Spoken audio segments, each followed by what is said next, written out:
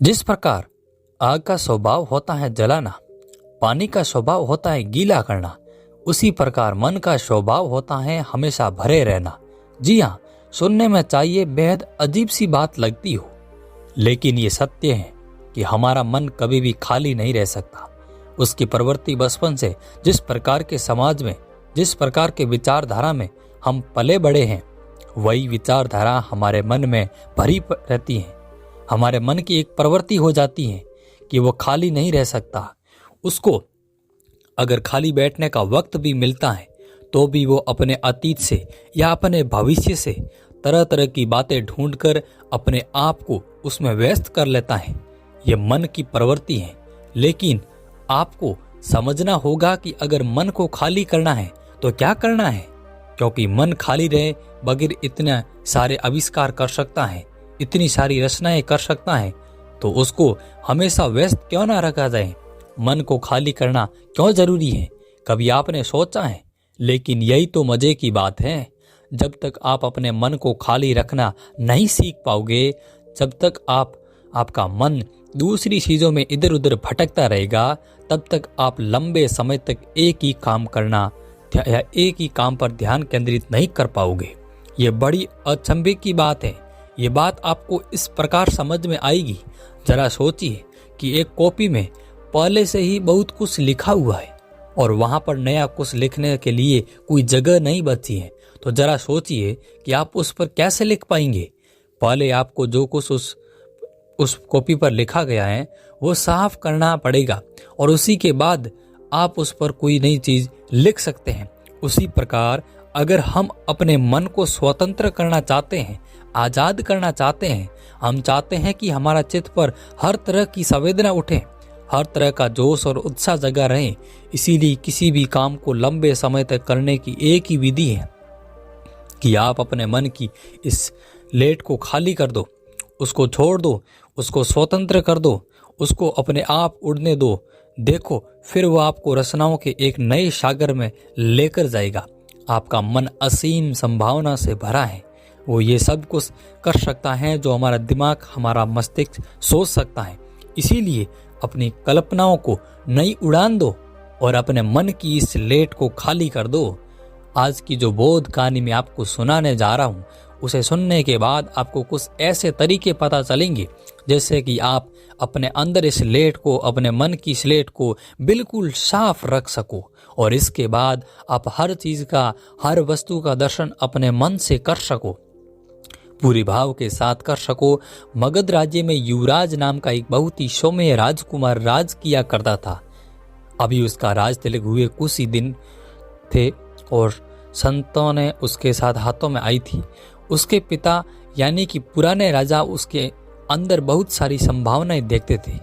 उन्हें उसके उदार स्वभाव के कारण या उदार हृदय के बारे में संपूर्ण रूप से पता था।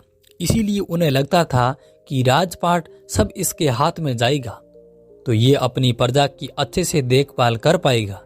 लेकिन अभी युवराज को सत्ता में आए कुछ ही महीने बीते थे, लेकिन व्यापार दिन पे दिन घट रहा है। राजशाही खजाना धीरे धीरे खत्म हो रहा था और इसका खत्म होने का सबसे बड़ा कारण था युवराज के नए नए व्यापार करने के तरीके।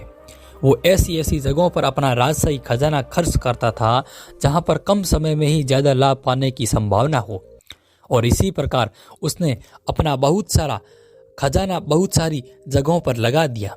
लेकिन कम समय से ज्यादा धन कमाने के चक्कर में उसने सारा धन राजशाही खजाना खत्म कर दिया। अब उसके पास अपनी प्रजा पर शासन करने के लिए, अपनी व्यवस्थाओं को बचाए रखने के लिए भी धन नहीं बचा था। पूरा राजशाही खजाना खाली हो चुका था। ये बात जब युवराज के पिता को पता चली तो उनको अंदर ही अंदर बहुत दुख हुआ। उन्होंने कभी सोचा भी नहीं था कि उनका होनहार पुत्र इतना बड़ा घाटा करवा सकता है। अब उसके पास अपनी प्रजा को जवाब देने के लिए कुछ भी नहीं था और रात दिन वो इतनी चिंता में डूबा रहता था कि हमारा राजपाट दोबारा कैसे सुव्यवस्थित हो। एक दिन युवराज को उन्होंने अपने पास बुलाकर कहा, तुमने जल्दी धन कमाने के चक्कर में पूरा राजशाही खजाना लूट लिया। तुमने एक बार भी मुझसे राय नहीं ली। आखिर तुम कहीं से भी लाभ क्यों नहीं कमा पा रहे हो? मुझे यह दुख नहीं है कि मेरा खजाना खाली हो गया। मुझे ये दुख है कि मेरा बेटा नाकामयाब रहा। तुम बताओ तुम्हारे सारे व्यापार चौपट क्यों हो गए? राजशाही खजाना खाली क्यों हो गया? यह सुनकर युवराज मुरझाए हुए चेहरे से कहा कि पिताश्री, मेरा मन बहुत ही चंचल था। मैं अपने मन को पहचान नहीं पाया।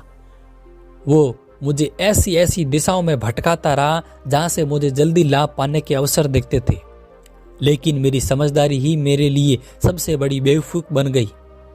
नए नए व्यापार करने के तरीकों से मैं अंदर ही अंदर इतना भर गया था कि मुझे समझ ही नहीं आ रहा था कि मुझे किस व्यापार में अपना धन लगाना चाहिए और किस में नहीं लगाना चाहिए। और जब तक मुझे पता चला तब तक बहुत देर हो चुकी थी। कृपया करके मेरा मार्गदर्शन कीजिए ताकि मैं अपनी व्यवस्थाओं को, अपनी की हुई गलतियों को फिर से सुधार कर सकूं, फिर से एक नया राज व्यवस्थित कर सकूं। ये सुनकर उसके पिता ने कहा कि बेटा, मैं जवानी में एक बौद्ध भिक्षु के पास जाया करता था जो मुझे जीवन जीने के लिए बहुत ही अच्छे अच्छे मार्ग दिखाता था, अच्छी अच्छी सलाह देता था, जिसके चलते हुए मैंने इतने साल जिम्मेदारी पूर्वक अपना राज्यसभा अब तक तुम्हारा है। उन्होंने राज्यसभा संभाला और अब तुम्हारा है। तुम भी उस बौद्ध भिक्षु के पास जाओ। उसकी उम्र तकरीबन 250 साल की हो चुकी है और वो हर किसी से नहीं मिलते। तुम जाकर उनसे मिलो, उनसे कुछ ज्ञान लो ताकि तुम अपने जीवन काल में अच्छा शासन कर पाओ। यह सुनकर उसने अपने पिता से पूछा कि पिताश्री, आपने ये बात मुझे पहले क्यों नहीं बताई? यह सुनकर उसके पिता ने कहा कि बेटा, बात उसी वक्त बताई जाती है जब बात बताने का वक्त आता है। आज वो वक्त आ गया है। आज तुमने अपने जीवन में गलती की है, इसीलिए तुम अपनी गलती से सीखकर कुछ अच्छा कर सकते हो, और कल तक तुमने कोई गलती ही नहीं की थी तो तुम्हें बताने का कोई प्रयोजन नहीं था। जाओ, वो बौद्ध भिक्षु तुम्हें वहां ऊंची चोटियों से मिलेगा। वहां से जाकर उसने ज्ञान ग्रहण करके आओ। ये सुनकर अपने पिताजी से आज्ञा लेकर युवराज सब महीने के लिए अपने पिताजी को ही राज्य का भार सौंपकर पहाड़ों में उस बौद्ध भिक्षु से ज्ञान लेने के लिए पहुंच जाता है। जब युवराज बहुत दिनों की यात्रा करके उस बौद्ध भिक्षु के पास उस चोटी पर पहुंचा तो उस वक्त बौद्ध भिक्षु के सामने एक घड़ा टंगा हुआ था, जिसके नीचे एक सेद था। पानी उस सेद में से नीचे लगातार गिर रहा था और ऊपर से एक नल के माध्यम से लगातार पानी उस घड़े में गिर भी रहा था, जिससे ना तो वो घड़ा खाली हो पा रहा था और ना ही भरा पड़ा था। यह पूरा दृश्य युवराज वहां पर पहुंचकर देख रहा था। आखिर में जब युवराज से रहा नहीं गया तो बौद्ध भिक्षु के पास जाकर उन्हें प्रणाम करके उनसे पूछता है कि हे महात्मा, मैं बहुत देर से आपको देख रहा हूं, आप उस घड़े को लगातार देख रहे हैं। क्या आप मुझे बता सकते हैं कि इतनी गौर से आप क्या देख रहे हैं? यह सुनकर वो बौद्ध भिक्षु मुस्कुराते हुए उत्तर देते हैं कि बंदे, जीवन में अंधकार का सबसे बड़ा कारण क्या होता है? सबसे बड़ा कारण होता है तरह तरह के बोझ, जिनके नीचे हमारा दिल दबा हुआ है। वो झिझक रहा है, वो कह रहा है, तरह तरह की चीजें, तरह तरह की जिम्मेदारियां और तरह तरह के लोग, सब कुछ झेलना, जबरदस्ती दुनिया के अनुसार दिखावा करना, सारी चीजों का मूल तो यही है।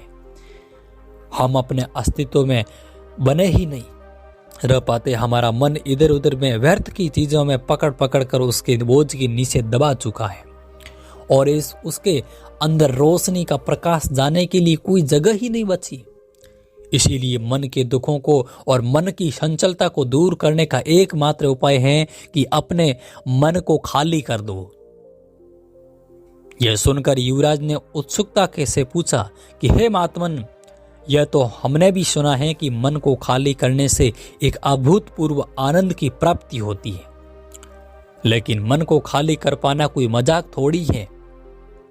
आप लोग इतनी तपस्या करते हो, इतनी साधनाएं करते हो, तो शायद आप अपने मन को खाली रख पाते हो, लेकिन जो इंसान घर गृहस्थी वाला है वो अपने मन को किस प्रकार खाली कर पाएगा? क्योंकि उसे तो अपनी जिम्मेदारियों का निर्वाह करना ही होगा। उसे तो अपने मन में तरह तरह की बातें याद रखनी पड़ेगी, जिसके कारण वो समाज में रह सकें, अपने बीवी बच्चों का पेट पाल सकें। इसका उत्तर देते हुए बौद्ध भिक्षु बड़े ही सौम्य तरीके से उठकर वहां पर आसपास फूलों के पास घूमने लगते हैं और कहते हैं कि मन को खाली करने का मतलब यह नहीं कि हम अपनी जिम्मेदारियों को छोड़ दें, हम अपनी जिम्मेदारियों को भूल जाएं। नहीं, मन को खाली करने का मतलब होता है हम अपनी जिम्मेदारियों के साथ अपने मन को समझें और व्यर्थ का बोझ, व्यर्थ की चीजें अपने चित्त पर बढ़ने ना दें, जिससे हमारा चित्त हमेशा निर्मल बना रह सके। अपने मन को खाली करने के मैं तुम्हें 5 तरीके बताता हूं, जो तुम अपनी जिम्मेदारी का निर्वाह करते हुए कम समय में अपने मन का खालीपन अनुभव कर सकते हो। सबसे पहले, हमारे मन की सभी प्रक्रियाएं हमारी सांसों के साथ जुड़ी होती हैं। हमारी सांसें ही निर्धारित करते हैं कि हम किस तरीके से व्यवहार करेंगे, और जब हम अपनी सांसों की व्यवस्था तोड़ते हैं, जब हम उसमें उतार चढ़ाव करते हैं, तो हमारी पुरानी आदत और हमारा चित्त एकदम खाली होने लगता है। पूरा बोझ उस पर से हटने लगता है, जैसे कि तुम कोई ऐसा व्यायाम कर सकते हो जिससे कि तुम्हारी सांसें उबरने लगे, तुम्हारी सांसों के चलने का कोई क्रम ही ना बचे। और उस वक्त जब तुम्हारी सांसें उबरने लगे तो तुम्हारे चित्त के सारे विचार एकदम खाली हो जाते हैं। और यही रहस्य है, जब भी तुम्हारी सांसें कोई भी व्यायाम, जैसे कि तुम कुछ दूरी तेज के साथ दौड़ सकते हो जिससे तुम्हारी सांसें बहुत तेजी से उबरने लगे, या फिर कोई नाच गाना इत्यादि भी कर सकते हो जिससे कि तुम्हारी सांसों की व्यवस्था, तुम्हारी सांसों का क्रम टूटने लगे। मन को खाली करने के लिए दूसरी बात समझने की यह होती है कि हम अनजान लोगों के साथ बातचीत करने की कोशिश करें। आपको लगता होगा कि मन को खाली करने के लिए अजनबी लोगों से बात करने का क्या मतलब है, लेकिन ये बात समझने की होती है कि जब हम अजनबी लोगों से बातचीत करते हैं तो हमारे मन का भय, हमारे खुद का आकलन करने का नजरिया, वो सब टूटता है। हम अक्सर किसी भी अजनबी आदमी से इसीलिए बात नहीं कर पाते कि नहीं वो क्या सोचेगा, मैं तो उसको जानता भी नहीं हूँ, मैं उससे ऐसी क्या बात करूँ। लेकिन जब आप पहली शुरुआत करते हैं किसी अजनबी आदमी से बात करने का, तो आप खुद का आकलन करने की बजाय सीधा मैदान में कूद पड़ते हो। इसकी वजह से आदमी का जो जजिग्नेचर होता है, खुद को आंकने का जो नजरिया होता है, उसकी विचारधारा होती है, वो सब टूटती चली जाती है, मन खाली होने लगता है। इसके बाद तुम अपने मन को खाली करने के लिए बच्चों के साथ समय व्यतीत कर सकते हो। बच्चों के साथ जब हम अपना समय व्यतीत करते हैं तो हम भी बच्चे ही हो जाते हैं। हमारे मन एक बच्चे की तरह निर्मल हो जाता है। और इसलिए अगर आप छोटे बच्चों के साथ अपना समय बिताते हैं तो उससे भी आपका मन खाली होने लगता है और एक बच्चे की तरह आपका मन निर्मल होने लगता है। आखिर लेकिन सबसे जरूरी सूत्र मन को खाली करने के लिए जो मैं तुम्हें बता रहा हूं, उसे पूरे ध्यान से सुनना। और ये कहते हुए उस बौद्ध भिक्षु ने कहा कि अपना जो भी काम तुम करते हो उसे पूरी जागरूकता के साथ करो, उसमें पूरा रंग जाओ, उस काम को ही अपना सब कुछ मान लो। इधर उधर से अपने सारे काम का छोड़कर अपने विचार एक जगह केंद्रित करके, संगठित करके सिर्फ यह सोचो कि सिर्फ ये काम है जो मुझे इस पल में करना है। इसके अलावा दुनिया में कहीं भी कुछ भी हो रहा है उससे कोई मतलब नहीं है। हमें अपना पूरा विचार, पूरा मन उसी काम पर लगाना है, चाहे वो कितना भी छोटा क्या ना हो, चाहे आप खाना खा रहे हो, चाहे आप पानी पी रहे हो, लेकिन एक बार में एक काम को करते रहिए, पूरी जागरूकता के साथ, पूरी सम्मिलित होकर करो। और इन्हीं जिम्मेदारियों का निर्वाह करते हुए, पारिवारिक जीवन जीते हुए तुम अपने मन को एकदम खाली करना सीख सकते हो।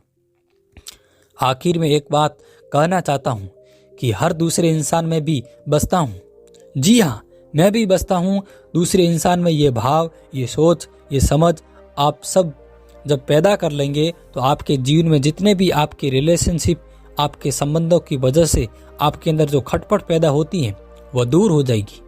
क्योंकि जब हम दूसरे इंसान को देखते हैं और ये समझ पाते हैं कि वो जो कर रहा है तो शायद मैं भी उसकी जगह होता तो मैं ही ये कर रहा होता, या कुछ ऐसा ही होता, मतलब उस इंसान में भी बसता हूँ, मेरी विचारधारा उससे मेल खाती है, मेरी विचारधारा उससे ज्यादा भिन्न भिन्नती नहीं है। अगर वो परिस्थितियां मेरे साथ होती तो मैं ऐसा ही कर रहा होता। और जब आप ये समझ पैदा कर लेते कि आप हर चीज में, हर मनुष्य में, हर प्राणी में, हर कण में, प्रकृति में, हर जगह आप खुद शामिल हो, हर चीज में आप हो और आप खुद बसते हो, दूसरी चीजों में तो आप ब्रह्मांड के उस रहस्य को जान पाते हो जिससे हम कहते हैं कि हम ब्रह्मास्मि हैं, मतलब मैं ही ब्रह्मांड हूं। तो दोस्तों, कैसी लगी ये कहानी? कमेंट सेक्शन में ज़रूर कमेंट करके हम ज़रूर बताना, और कहानी अच्छी लगी है तो इस चैनल को सब्सक्राइब ज़रूर कर लेना। और मिलते हैं अगली कहानी में, तब तक बने रहिए। जय भारत, जय हिंद।